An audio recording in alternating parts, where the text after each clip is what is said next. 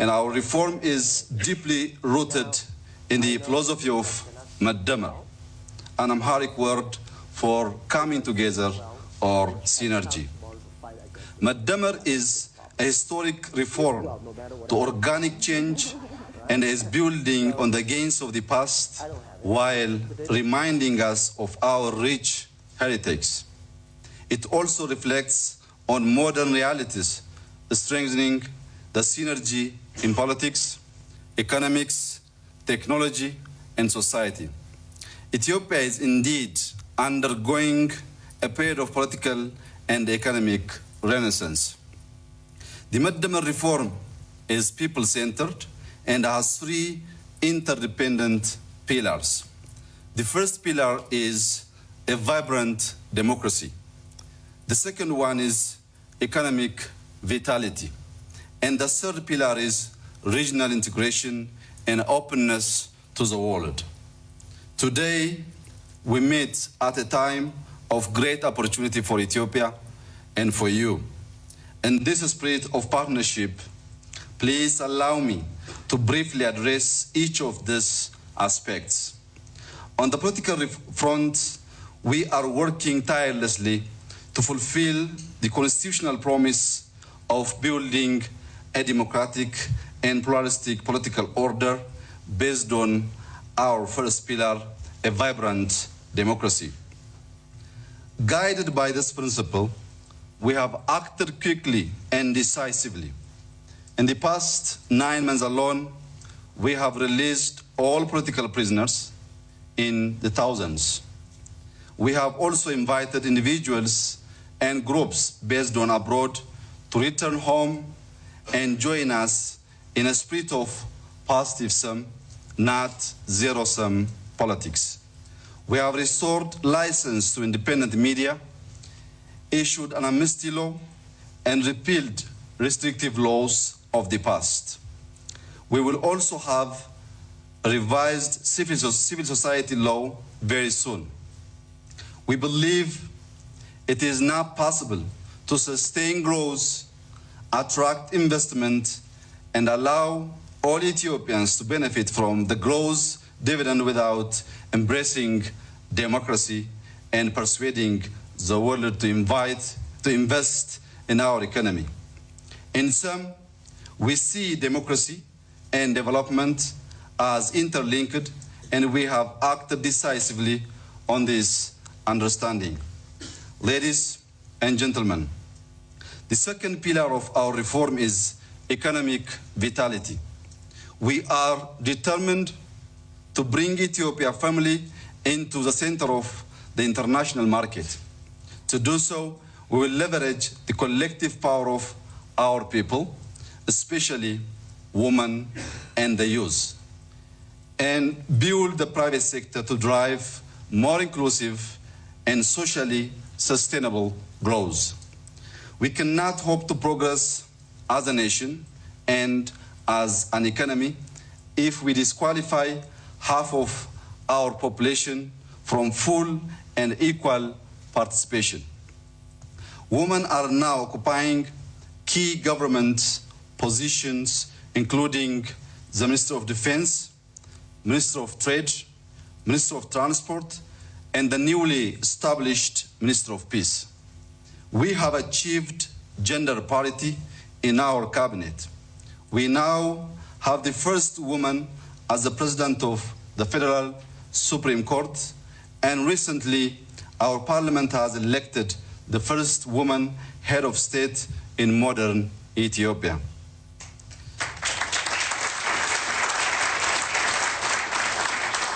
Thank you. This is important progress, but it is not enough. Ethiopia is a large market of over 100 million people, of which 60 million are under the age of 24. With 500,000 school leavers annually, our core objective is to sustain fast-paced economic growth and to create both more and better jobs. We must create the condition to enable a demographic dividend and to harness the potential of our young and energetic population. To do so, we have to invest in the aspirations of our youth by improving educational standards and create fresh opportunities through careful planning and strategic repositioning. This requires unleashing the potential of the private sector. Here are 4 steps that we are taking to make this not mere rhetoric but a firm reality. First, we will make it easier for small and medium-sized enterprises to grow and flourish, since they are the engine room of our economy. We are reprioritizing access to credit for SMEs, since 2/3 of our SMEs report not having access to finance. Second, we will ease and mainstream regulations needed to start a business and provide a better policy environment. We will make it easier to do business for everyone who wishes to invest in our country. Ethiopia is undergoing significant institutional reforms and is reviewing its investment code, commercial code, and other business regulations to enhance the ease of doing business in Ethiopia and increase our global competitiveness. Third, we will make the private sector an integral part of our economy, as it should be. Ethiopia is committed to reforming its state-owned enterprises and crowding in more private capital. We are committed to opening up the economy to international investors in telecom, logistics, energy, aviation, railways, and industrial parks. This has the added benefit of creating the space to reallocate government expenditure to social services. We are confident that international capital and expertise will deliver significant value for Ethiopians and contribute to our development agenda. Fourth, we will continue to foster public-private partnerships as we see this as more than merely a business proposition and a deal to be struck. We see it as the way to build balanced long-term partnership aimed at triggering faster economic growth and profit. At the same time, we will ensure our citizens realize their full potential and live a prosperous, healthy, and safe life. We therefore look to the next generation of public-private partnerships to be more balanced in delivering growth and yield and representing a fresh way to contemplate the relationship between business and government and offering a shared formula for social and economic growth and inclusiveness. Ladies and gentlemen, the third and the final pillar of our renaissance is regional integration and openness to the world. Regional integration and trade will be crucial to the future of our continent, allowing us to grow beyond primary commodities and accelerate our development. Addis Ababa is a seat of the African Union and so must lead by example. Our determination explains our active engagement in discussions on the African continental free trade area and our sense of urgency to finalize Ethiopia's accession to the World Trade Organization. History has demonstrated time and again that neighbors with intimate, rule-based, and diverse trade and economic relations are unlikely to resort to conflict. That is why we believe integration must be viewed not just as an economic project, but also as crucial to securing peace and reconciliation in the Horn of Africa. The adage from our ancestor is, if you want to go fast, go alone. But if you want to go far, go together. In this spirit, Ethiopia has ended 2 decades of military settlement with Eritrea and is enhancing cooperation with neighboring countries and reconfiguring the geopolitics in our region. Ethiopia believes that an Africa at peace with itself can counteract the chaotic push of mass migration. As such, Ethiopia aims to increase the influx of smart capital into African continent. There is a strong case to be made for investing in our continent. Even the most conservative asset allocation of an investment portfolio should prudently consider this option. If just 2% of the 40 trillion USD in OECD pension assets were invested into Africa over the coming 5 years, it would exceed the total foreign direct investment that we have seen in the last 5 years by more than 3 times. For investors considering the record of return, this offers higher than average rewards and diversification of risk. For Ethiopia, it would catalyze transformation. To realize this great opportunity, we appreciate the fundamental need to de-risk our politics and economics, which would reduce the premium sought by prospective investors. Part of that process is to build trust and confidence and to lead by example.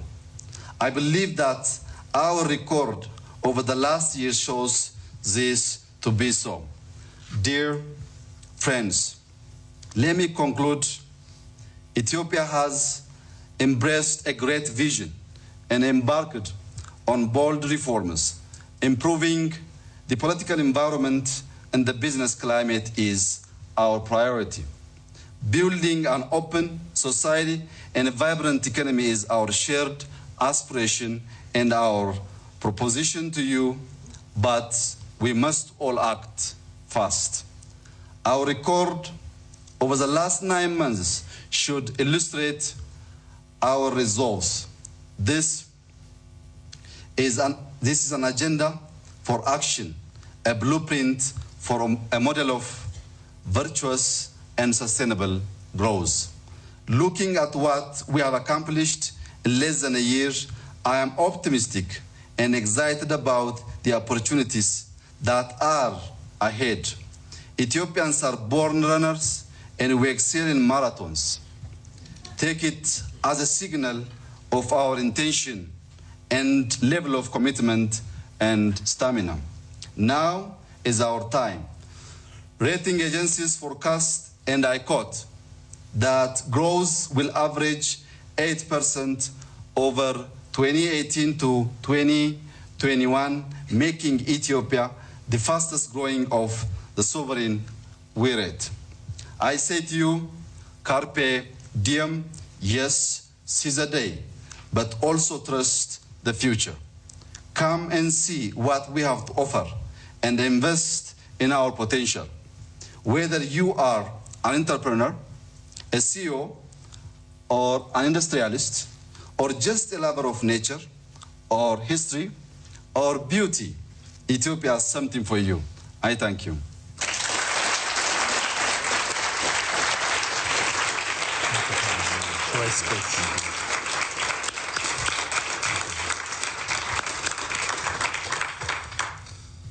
Thank you so much, Prime Minister. I think you also heard from the warm applause that there is so much goodwill related to your leadership. But as you said, it's a marathon, but it has to be also, you have to run fast, and you're good at that.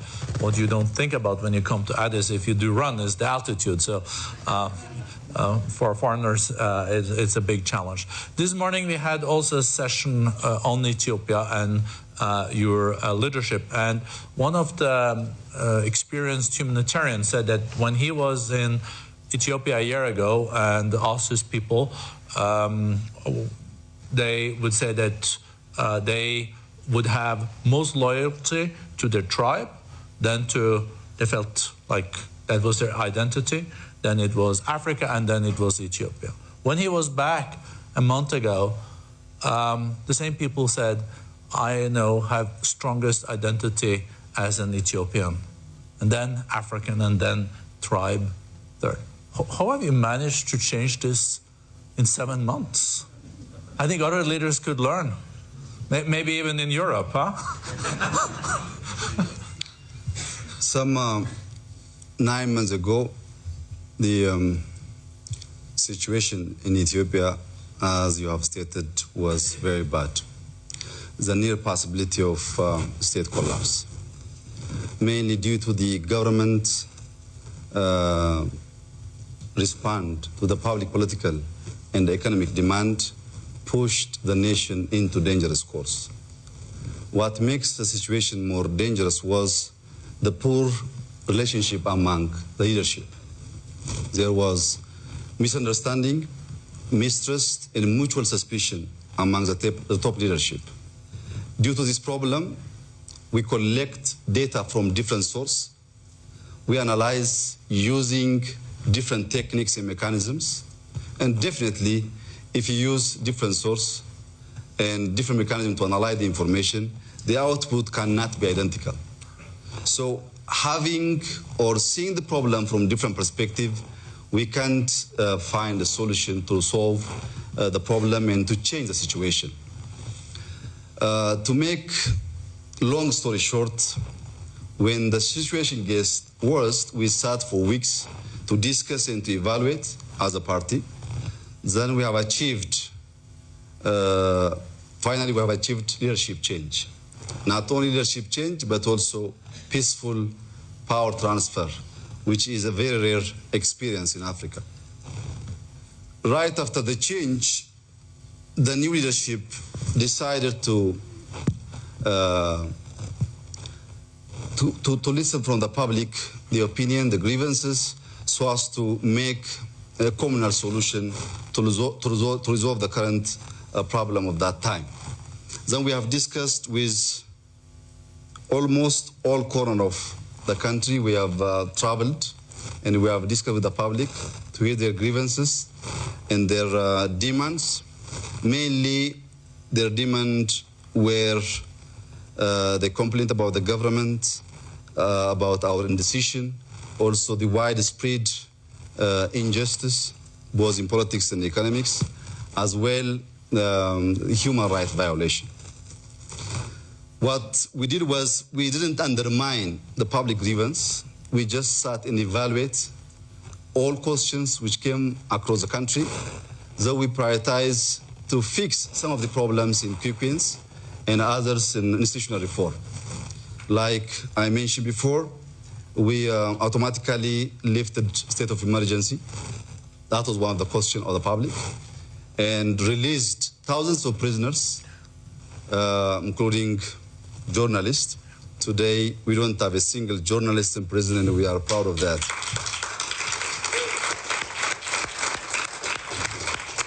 That's also rare these days, huh? If you are open-minded and open-hearted, you can learn. It's not bad sometimes to learn from Africa as well. Anyways, not only this, we also invite all opposition party. We're based abroad. Not only opposition party, but also waged armed struggle against the government. They all are back now. We don't have any opposition party abroad. We're discussing how to change the political landscape and how to make the upcoming election democratic, free, and a better one compared to the previous one. These kinds of action change the mind of many Ethiopians, that the hope is there, the possibility of change also there. Then automatically after we have done this quick wins, we jumped to institutional reform, including SSR reform, security service reform. There was one of the biggest complaints on security institutions and service. Also, we reduced cabinet from 28 to 20, and we realized gender parity in our cabinet. So by doing so, we could gather most of the extreme thoughts to the center. But still, we have to do more. We're not satisfying on our reform. We have to include all kinds of thoughts to change Ethiopia. Ethiopia is a very great country, and the government must play its great role so as to bring Ethiopia together and to be Ethiopian first. I think you. I'm just wondering, Prime Minister, we know that the war with Eritrea has been going on for a long time, and Ethiopia has no port. It's a huge country. It has 100 million people. But I'm just wondering, how did you dare just travel up to Asmara, meet with then Yesaya, and then declare peace between those two countries? Weren't you concerned with setbacks? The military would be upset. You know, there is probably a lot of people, even inside your country, questioning this. Coming to Davos is more dangerous than going to Asmara for me. Because there's big difference, at least in terms of weather. The most important thing is this. I think you're cordially welcome, though, huh? The issue of conflict in our region, mainly it's problems of leaders. Ego. There is no tangible reason. When we are together, we can make significant change in our society. When we are apart, both of us are killing each other and losing all the opportunities and begging far to the Western world. So my question to the region is not only to resettle the problem, but also economic integration. There is no need to have different army in Ethiopia, in Eritrea, in Djibouti. I don't believe in this. There is no need to have foreign embassy here in Switzerland for each of East African countries. We can share because we're poor. We have to allocate that resource to change the life of our society. That's why I go there, and President Isaias and the people of Eritrea was welcoming. Things are resolved, as you said. And also IGAD as a single market, maybe? That's the vision. We are working toward this integrations of that region. And you're not, of course, hearing all the progress you have made and all the reforms, you're not afraid of any setbacks? You're introducing new reforms. Seems like you are on a track here. Are you never concerned that there will be forces that want setbacks? Who do you afraid? I'm engaging the public. As long as the public is behind me, I don't afraid, and we'll make a change.